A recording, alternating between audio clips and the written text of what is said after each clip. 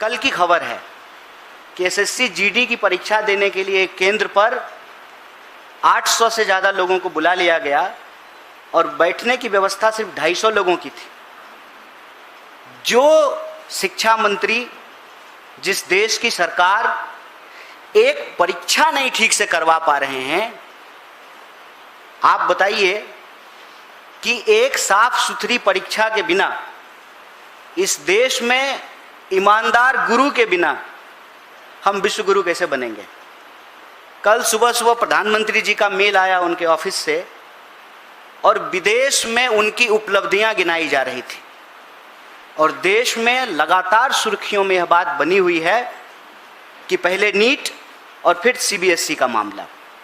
और सीबीएसई का मामला ऐसा है कि एक 17 साल का बच्चा अपनी समस्याओं को लेकर गुहार लगाता है और सरकार की चापलूसी में अपने रीढ़ की हड्डी खो चुके पत्रकार आनन फानन में उस विद्यार्थी को देशद्रोही और पाकिस्तानी बताने लगते हैं। दिक्कत यह है कि जब प्रधानमंत्री जी और उनके दोस्त को ही देश मान लिया जाता है तो देश हित की हर बात देश विरोधी लगने लगती है। आप हमें बताएं कि प्रधानमंत्री परीक्षा से पहले परीक्षा पर चर्चा करते हैं, परीक्षा होती है, पेपर लीक हो जाता है, परीक्षा पर चर्चा करके रील बनाने वाले प्रधानमंत्री साइलेंट मोड पर चले जाते हैं, चुप्पी साध लेते हैं।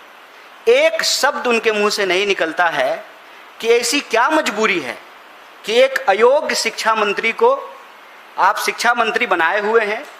साहब, वो आपके ही कैबिनेट के मंत्री हैं, ट्रंप नहीं है कि 45 डिग्री में आप कांप रहे हैं उनसे इस्तीफा लेने में, उनको उनके पद से हटाने में। ऐसी क्या मजबूरी है? आप पिछले 2 सप्ताह के घटनाक्रम को देखिए। नीट का पेपर लीक होता है और पेपर लीक होने पे दलील ये दी जाती है कि पूरा पेपर लीक नहीं हुआ है। पूरा पेपर लीक कब होगा? जब क्वेश्चन पेपर न्यूज़पेपर में छप के आएगा। व्हाट्सएप पे क्वेश्चन पेपर घूम रहे हैं, पहले उसको दबाने का प्रयास किया गया, फिर स्वीकार किया गया कि पेपर लीक हुआ है, फिर पेपर उसको कैंसिल करके दोबारा पेपर कराया जा रहा है। 1 महीने के भीतर 20 लाख से ज़्यादा विद्यार्थियों को फिर से नीट का एग्जाम देना है। अभी नीट के मामले में प्रतियोगी छात्रों की आत्महत्या की खबरें आने लगी, फिर सीबीएसई का मामला आ गया। ऑनलाइन स्क्रीनिंग के इतने मुद्दे उठ करके आए, इतनी समस्याएं उठ करके आई और उस पर जवाब देने की बजाय सरकार के समर्थक पत्रकार जो है विद्यार्थी को ही पाकिस्तानी बताना शुरू कर दिया। आज इस देश की स्थिति यह है कि यह सरकार एक भी परीक्षा ठीक से कंडक्ट नहीं करवा पा रही है।